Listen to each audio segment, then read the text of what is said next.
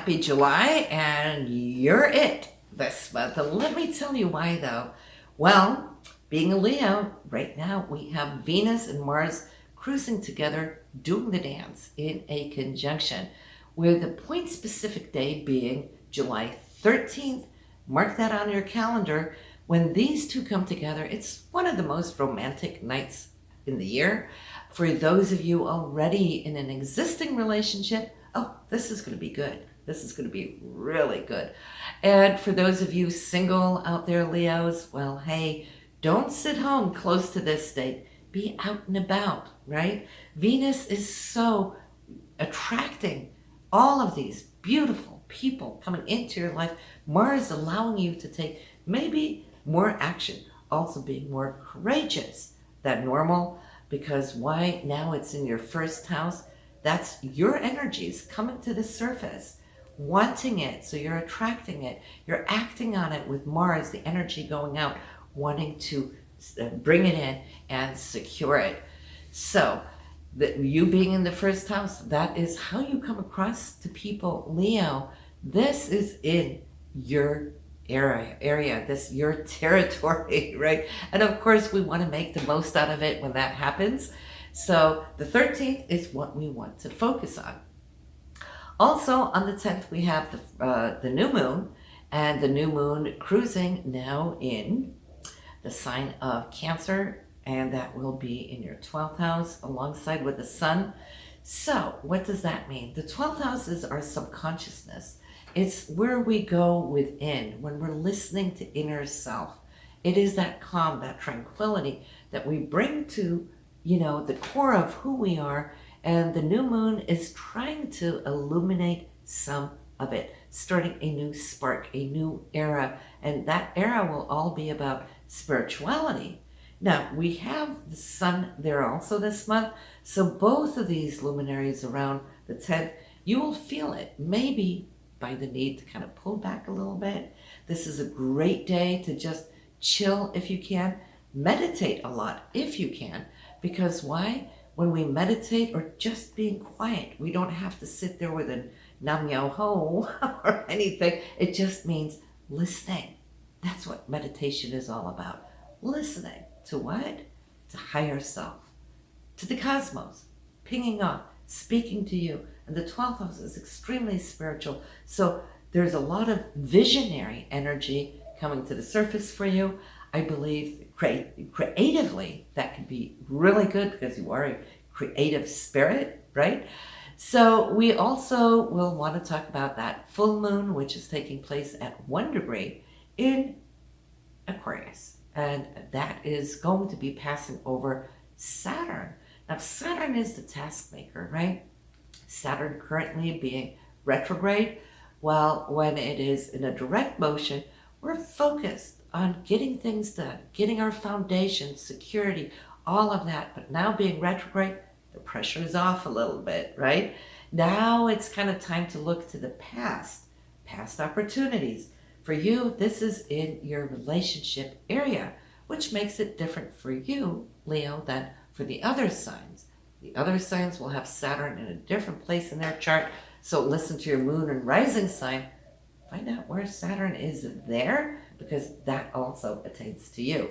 But speaking of Saturn in the 7th house of partnerships, now that could be with your significant other. It could be anybody you work with one-on-one. Now, any unfinished business, loose ends could come into the focus right now. That's what Saturn helps us karmically to do, is to release, forgive, perhaps, if need be, right? Or let go, if need be. What needs to stay with you will stay with you. That's not going to take anything from you, but pay attention as the full moon will be crossing this point here. That is on the 24th of July.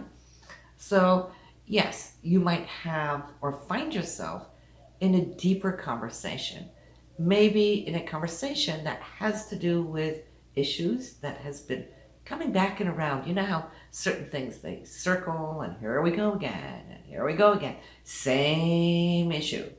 Now, this is going to help you to put an end to and let go of recurring issues so it can set you free, right? That is what this full moon is all about.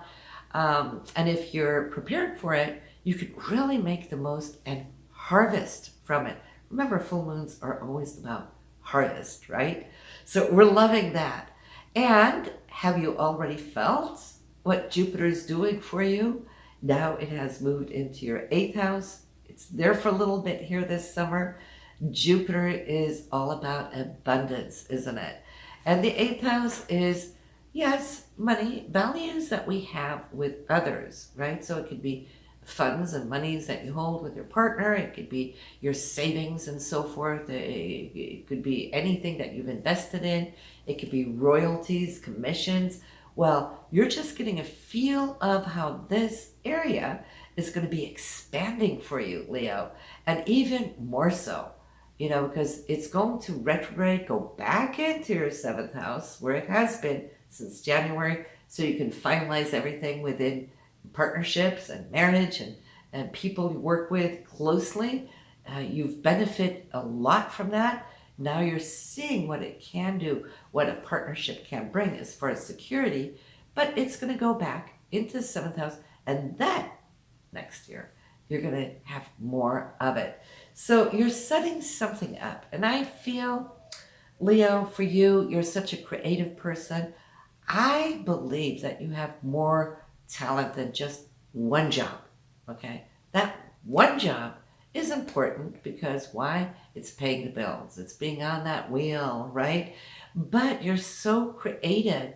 It's time. It's really time for you to trust yourself because you do have ability to make more money, maybe passive income. The 8th house will rule passive income, not just what you're working on here on a weekly, monthly basis. That's the 2nd house income. Neptune has been speaking to you for quite a few years now that maybe I should be looking into this. Maybe I should start that. Have you done it yet? Well, I will say it's time to dip your feet in, get a feel for it. What would you love to do if you had, choice of top shelf, okay? You make that choice. Where's your passions? What do you love to do? Then look into that area. Is there a way you can attract passive income from it? I'm just setting you up here, Leo, for next year, 2022. Right now, it's more a time for research.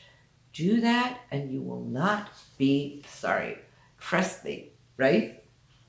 What else is going on?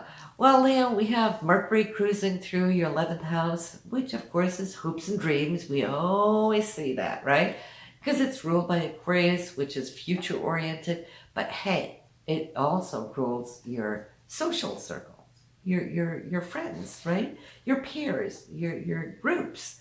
And so, yes, I can see how there might be important things that you would like to share this month more than at any other time. As Mercury's cruising through here, you might take the lead. You might be the inspiration to some of your friends. Speaking of maybe the information that you've been gathering here as of late, maybe you've already come across or definitely will be coming across new things here and now.